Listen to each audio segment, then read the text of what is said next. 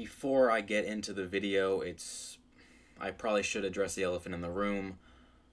I did not forget about this channel. Life just happened. I have jobs, internships, school.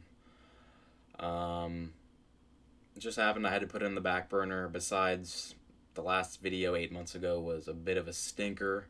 That aged horribly, the Ben Simmons video. Hopefully this one won't age as poorly. But also thank you guys for staying subscribed. I'm pretty sure I gained a sub or two. Regardless, I appreciate it. But let's get right into the video. Now, unless you're living under a rock, you know that Bradley Beal was finally traded from Washington to Phoenix a couple of days ago. You're probably seeing this on Tuesday. You're probably seeing this on Thursday. My apologies. I'm recording this on Tuesday. The deal has not been officially finalized, but the deal is in place. Everyone kind of assumes these are the assets going to each team. The Suns are going to be receiving Bradley Beal and probably a couple other roster filler players that won't really matter in the grand scheme of things. To the Suns, as I said, for Chris Paul, Landry Shamet, multiple second rounders, and multiple pick swaps. It's a very, very difficult trade to unpack. There's a lot of context to go around for a lot of the stuff in this deal. We'll get into that. But right now we're going to talk about the winners before the losers, which is going to be the main part of the video. But for the winners, Bradley Beal is the very clear winner, just for the fact that this is his doing. He chose where he wanted to go. He had the no trade clause.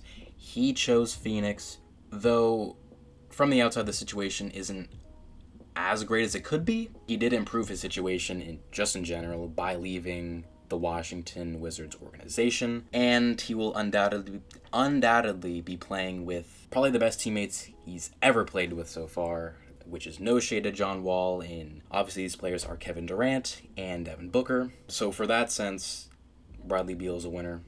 The other winner, in my opinion, will be Chris Paul. I'm going to be quite honest, I didn't think he was going to be winning anything on last year's Suns team. I think both parties were ready for a change of scenery, and for Chris Paul, he gets to... Well, he's going to be probably either traded or waived from the Wizards, first and foremost. He was mainly salary filler for this deal. So he probably won't be playing in Washington. He actually definitely won't be playing in Washington from what I'm hearing. He'll probably be signing with a team that will be contending. A lot of people are saying Clippers, close to his family that lives in LA, I believe. So he'll probably be a Clipper or a Laker. He'll be in LA. He'll be playing for what appears to be a contender. So I believe Chris Paul's a winner. But the main meat and potatoes of this video is going to be the losers, and we are going to start with the Phoenix Suns. Yep, you're right. The Phoenix Suns are losers in this trade. In a vacuum, getting a player of Bradley Beal's caliber for what they paid is a phenomenal deal, and definitely improves the roster. Unfortunately for the Suns, basketball isn't played in a vacuum, and this is 2023. I will preface this next stuff by saying I am definitely not an expert on the salary cap, and with the new CBA affecting things, a lot of people will not be knowing what's going on with the salary cap.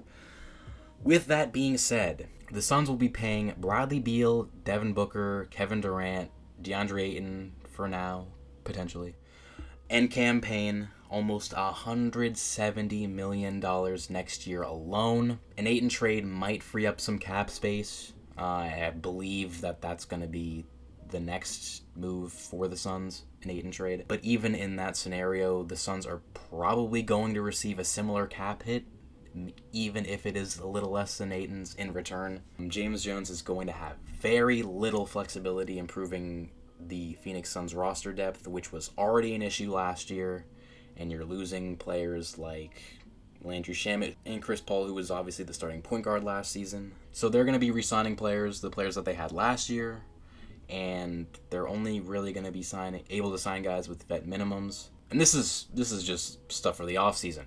On the court, it gets worse for the Phoenix Suns, man. The only real primary ball handler left on this team with Chris Paul leaving is Cam Payne, And Cam, if you've seen any of the graphics for this new look Suns team, campaign isn't even starting. You know what that means? That means Bradley Beal or Devin Booker is going to be your primary ball handler. And look, they can do it. They can do it in spurts. They're both phenomenal combo guards. I don't want my team's primary ball handler to be either. It's not their best. It does not bring out their best basketball in either. Play the same position. They're around the same size roughly. Don't really play defense, either of them. Sure, they can facilitate a little bit. They kind of have very similar shot diet. And if you want to add KD in there, he also has a similar shot diet. And all three of these players, you can argue, are injury prone. Bradley Beal hasn't played over 60 games in 4 years, man. I think a lot of people are in the same belief as me that this doesn't really change the outlook on the team right now. And honestly, if you ask me, this is a worse iteration of the KD, Kyrie, Harden Nets. And you know how that ended. That ended in shame, man. I mean, sure, they played, 17 games together? I'm sure this team will play a little more. But at I'm not going to say the very best because anything can happen. But right now, I see this team being a team that is good in the regular season, but they will probably be food in the second round, just like the Phoenix Suns of last season. And sure, there's a lot of offseason left. The draft hasn't even occurred as of when I'm recording this. James Jones is a good GM. He can make some moves. I do reserve my right to change my opinion if said moves are made. But I can't really see a scenario in which this team is a championship contender come next May. The Wizards, unfortunately, are also losers in this trade. Not because they're going to be a bad team. They were a bad team last year. They were going to be a bad team this year with Bradley Beal. But man, you look at what they got in this haul, and you gotta question why now and why not a couple years ago. They've obviously had their fair share of front office turnover since the season ended a couple months ago. So this really isn't the new GM, Michael Winger's fault, but this trade could not have been done at a worse time. If you're unaware, the writing for this Beal trade has been on the wall for years. Ownership sat on their hands for years, and the last regime in the front office gave Beal a supermax last year. And not just any supermax, like I said earlier, they gave him a no-trade clause. 10 players in NBA history have ever been given a no-trade clause, and Bradley Beal is one of them. Paired with that, the new CBA that was agreed on a couple months ago made trading for a contract like Beal's almost impossible, or it definitely isn't worth it for a contending team. And with Beal's no trade clause, the only real destinations that he wanted that were willing to trade, I believe, were Phoenix, Miami, and Milwaukee, I'm pretty sure. And even those teams have minimal assets. You weren't really going to get much back in a trade with them anyway. But when you look at it, a guy like Rudy Gobert, who a lot of people would value lower than Bradley Beal, was traded for 4 or 5 first rounders and 4 or 5 players less than a year ago. You even look at the Kevin Durant trade. Look at what the Suns had to give Brooklyn in that trade. I mean, the timing for this just couldn't be worse for the Washington Wizards. And yeah, sure, I mean, they get to move on with their rebuild. They're not going to be good. They're gonna have picks, and those pick swaps actually might be fairly decent in the future. But man, this is a huge missed opportunity for the Washington Wizards.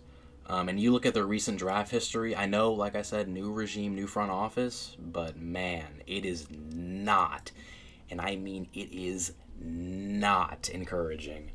Hopefully with this new front office, this new regime, maybe they can draft better. The outlook on the Wizards should be a lot better, and because of that, that's why they're losers of this trade. When I was writing the script, I really didn't want to include this, but man, Kevin Durant, if you can't make a run with this team, man, people are gonna have some shit to say. I'm already saying some shit, but this is your third super team, man, and you only won on the one that was established. So I mean, this isn't really a great look for you, KD. But hey, What can I say? He's making millions. I'm making YouTube videos, so I can't say anything either. Anyway, if you guys enjoyed the video, definitely let me know. Like, comment, subscribe. Put that post notification bell on. Hopefully you guys enjoy your day.